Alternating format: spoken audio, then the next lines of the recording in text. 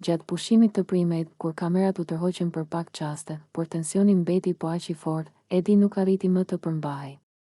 Gjithçka që kishte mbajtur brenda gjatë gjithë mbrëmjes, çdo lot i gëlltitur, çdo fjalë e pashprehur, shpërtheu njëherësh. Inati, shgënjimi dhe dashuria e pashuar u përzien në një moment të vetëm, të dhimbshëm dhe të vërtet. Ai ju afrua Dolces me dhëmbët e shtrënguar, me duart që i dridheshin dhe me sytë e mbushur me një përzierje zemërimi dhe lutjeje. Nuk ishte më ai Edi i qetë, i matur, që mundohej të ruante dinjitetin para të gjithëve. Ishte thjesht një burr i lënduar, që nuk po e pranonte dot humbjen. Pse ma bëre këtë gjë? I tha, me zërin që i dridhej. Nuk ishte akuzë, ishte dhimbje.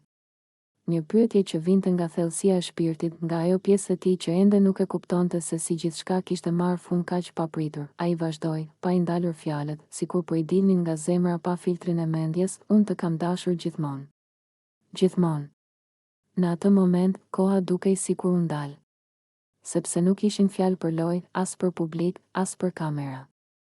Ishin fjalë që nuk thuhet shpesh, fjalë që dalin vetëm kur njeriu është në kufit e vet emocional. Edi e shikoi drejt në sy dhe shtoi, me një sinqeritet që dhemte, ti je më e mira që mund të shoh këtu brenda. Edhe jashtë. Ishte një rrëfim i vonuar.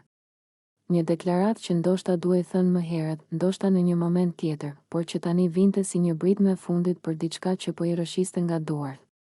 Në zërin e tij kishte pendes, kishte dashuri, kishte edhe frikën se po humbte jo vetëm Dolcen, por edhe versionin e vet që kishte besuar tek ajo. Dolce qëndronte përballë tij, mes fjalëve që nuk dinte si t'i kthente dhe një realiteti që tashmë ishte vendosur.